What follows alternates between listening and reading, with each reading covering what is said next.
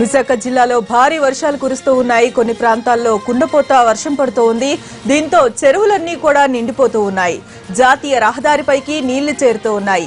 యలమంచిలి దగ్గర నేషనల్ హైవేపై పెద్ద ఎత్తున నీరు చేరింది.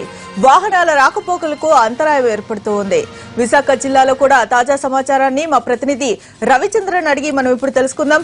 రవి, చెప్పండి, విశాఖలో ఎటువంటి పరిస్థితి మీకు కనిపిస్తూ ఉంది? ఏ ప్రాంతాల్లో నీరు ఎక్కువగా నిలిచి ఉంది? మమత, అల్పపీడన ప్రభావంతో విశాఖ జిల్లాలో అర్ధరాత్రి నుంచి కుంభవృష్టి వర్షం కురుస్తోంది. ఈ రోజు ఉదయం 6 గంటల నుంచి ఎడతెరిపి లేకుండా పడుతున్న వానలకు అనేక గ్రామాల్లో మొత్తం నీరుతో నిండిపోయి ప్రధానంగా 16వ నెంబర్ జాతీయ రహదారి వరద కాలువలను తలపిస్తోంది. ఇక్కడ మొత్తం నేషనల్ హైవే అంతా కూడా నీటితో నిండిపోవడంతో యలమంచిలి నుంచి కసింకోట మధ్యలో పలు చోట్ల ట్రాఫిక్ విపరీతమైన జామ్ ఏర్పడింది. అనేక చోట్ల రహదారి కనిపించని పరిస్థితి. కంటిన్యూగా 6 గంటల నుంచి వర్షం కురుస్తూనే ఉంది. దీంతో అనేక చోట్ల చెరువులకు గంటలు పడుతున్న వాతావరణం. ఇక పొలాలన్నీ కూడా నిండిపోయి చెరువులను తలపిస్తున్నాయి. మొత్తంగా ఇటీవల సీజన్ లోనే అత్యంత భారీ వర్షం విశాఖ జిల్లాలో నమోదవుతుంది. భారీ వర్షాలతో వరదల ప్రభావం వల్ల ఇప్పటికే అనేక రైళ్లు ఆలస్యంగా నడుస్తున్నాయి.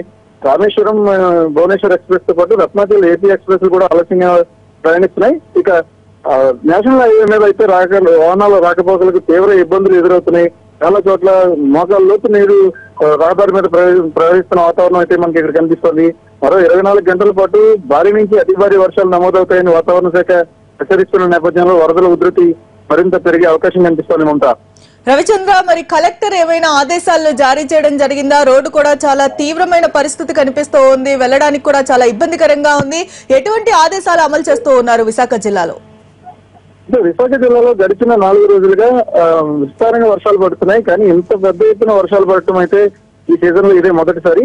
ఇప్పుడు మొత్తం జాతీయ రహదారి అంతా కూడా నిండిపోయి వాహనాల రాకపోకలు ఆలస్యం అవుతుంది. ఇది ప్రధానంగా చెన్నై కోల్కతా రహదారి కావడం, ట్రాన్స్పోర్ట్ కారిడార్ కూడా కావడం వల్ల ఎక్కువ ఇబ్బందులు ఎదురయ్యే అవకాశం ఉంది.